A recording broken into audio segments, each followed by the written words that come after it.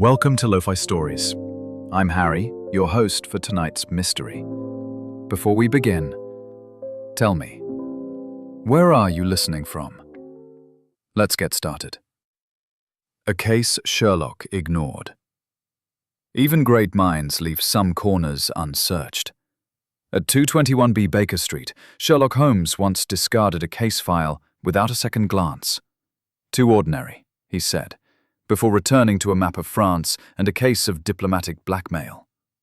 But that file, it didn't stay quiet. Years later, after his departure from London, Evelyn Holmes, his sister, was sorting his shelves when she discovered it. A faded folder labeled Wardenhill Incident. No notes, no markings, just a name scribbled in the margin: Ophelia Gray. Evelyn was not one to meddle in her brother's affairs. But this case, something about its absence of detail spoke volumes. She opened the file. Inside, a telegram from 5 years prior. Wardenhill girl claims nightly visitation. Sleepwalks into locked cellar. Local constables mock, please advise. Evelyn traced her finger along the page. A girl no one believed. A file no one finished. Therefore, she packed a small valise, buttoned her coat, and boarded the evening train to Wardenhill. Wardenhill was a village wrapped in fog and silence. Crows outnumbered people, even the church bell rang tired. Evelyn arrived at the Gray residence, a withering stone house nestled between barren fields. There, she met Miss Ophelia Gray, now 22, quiet, with dark eyes that flickered like wind through reeds. Ophelia welcomed her with a strange calm. "You've come about the dreams, haven't you?" Evelyn nodded, and Ophelia simply replied, "I think someone's been waiting for you." That night, Evelyn followed Ophelia down the creaking stairs of the house. At the base was a wooden cellar door, bolted from the outside. "My father locked it years ago. No one's been down there since." But Ophelia claimed she'd awaken inside it. No explanation, no memory. Therefore, Evelyn stayed up that night, watching, listening. And when the clock struck 2:17 a.m., Ophelia rose from her bed, eyes open but unseeing, and she walked to the cellar, barefoot, silent. The bolt was still latched. At dawn, Evelyn broke the lock. Inside, the cellar held only old barrels and faded bottles. But on the floor, footprints. Bare, recent. And against the wall, a handprint in dust, small, fragile, but left by no one currently alive. Evelyn brushed her fingers across the stones and whispered, "You came here for a reason."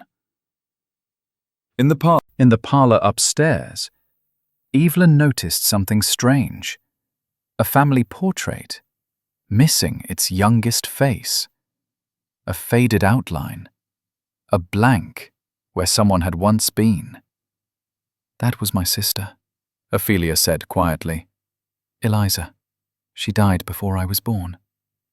Evelyn's hand froze mid-air. "Then how do you know she existed?" Ophelia looked down. "Because I see her, every night, in the mirror."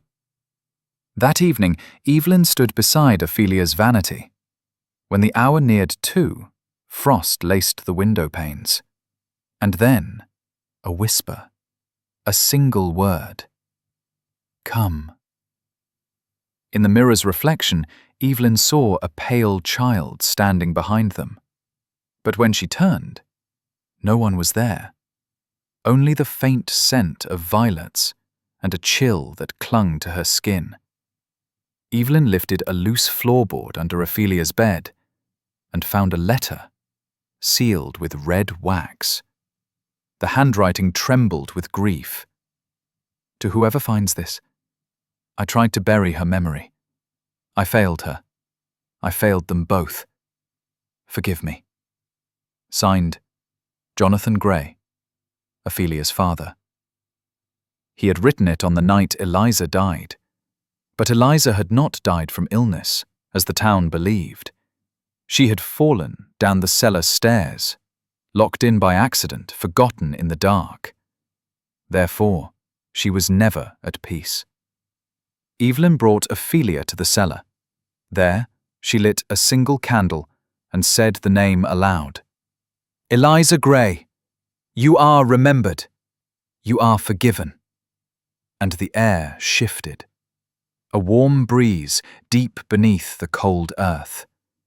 The flame flickered once, then steadied, and upstairs, the old mirror cracked, just slightly, as if releasing something it had held for far too long. Evelyn left Wardenhill without applause or notice. The villagers never knew the truth, but Ophelia did, and she finally slept through the night, for the first time since childhood. Evelyn tucked the case file into her notebook and scribbled, "Some mysteries are not crimes, but griefs waiting to be named." Thank you for listening to tonight's mystery. Tell me, what would you have done if the ghost in your house wasn't haunting you, but asking to be remembered? Leave your thoughts in the comments.